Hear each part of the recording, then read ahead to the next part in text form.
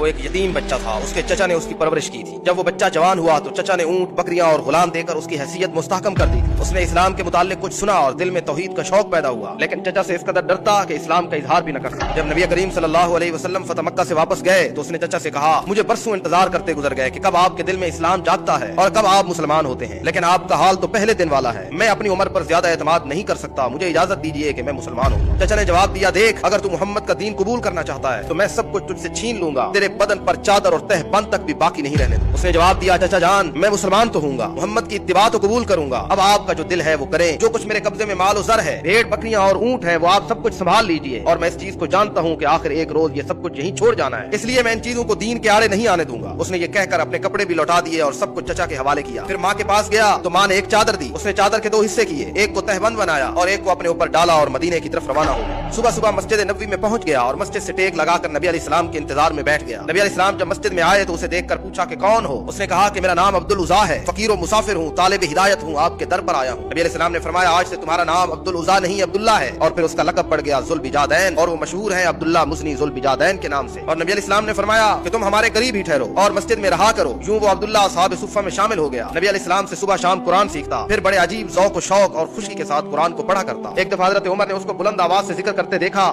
تو کہا کہ اس سے تو لوگوں کی نماز خراب ہوتی ہے، ایسے مت کرو۔ تو نبی علیہ السلام نے فرمایا، عمر، اس عبداللہ کو کچھ نہ کہو، یہ تو اللہ اور اس کے رسول کے لیے سب کچھ چھوڑ کے آیا ہے۔ پھر وقت آیا کہ عبداللہ ذوالبجادین کے سامنے غزوہ تبوک کی تیاری ہونے لگی، اور نبی اکرم صلی اللہ علیہ وسلم نے انہیں دیکھ کے ایک دعا دے دی اور فرمایا، یا اللہ، میں کفار پر اس کا خون حرام کرتا ہوں۔ تو عبداللہ گھبرا اٹھا اور کہا، یا رسول اللہ، میں تو شہادت کا طالب ہوں۔ نبی علیہ السلام نے فرمایا، جب اللہ کے راستے میں نکلو اور پھر بخار آئے اور مر جاؤ تو تم تب بھی شہید ہو۔ تبوک پہنچے تو یہی ہوا، بخار ہوا اور انتقال کر گئے۔ بلال بن حارث مزنی رضی اللہ تعالیٰ عنہ فرماتے ہیں، میں نے عبداللہ کے دفن کی کیفیت دیکھی کہ رات کا وقت تھا، پہلے وہ حضرت بلال کے ہاتھ میں اترے، حضرت ابوبکر اور حضرت عمر نے ان کی لاش کو قبر میں اتارا، اور نبی علیہ السلام بھی ان کی قبر میں اترے، اور نبی علیہ السلام حضرت ابوبکر اور حضرت عمر سے کہہ رہے تھے کہ اپنے اس بھائی کو میں محمد کے قریب کرو، اور نبی علیہ السلام نے اپنے ہاتھ سے اس کی قبر میں اینٹیں رکھی اور پھر دعا فرمائی، اے اللہ، میں اس عبداللہ سے راضی ہوں، تو بھی راضی ہو جا۔ یہ جملہ سن کر حضرت عمر کہا کرتے تھے کہ میرا دل کیا اس وقت کہ کاش اس عبداللہ کی جگہ پہ آج عمر کی میت۔ عبداللہ کی وہ قربانی مجھے اور آپ کو بتاتی ہے کہ جتنی بڑی قربانی دو گے اتنا بڑا بدلہ پاؤ۔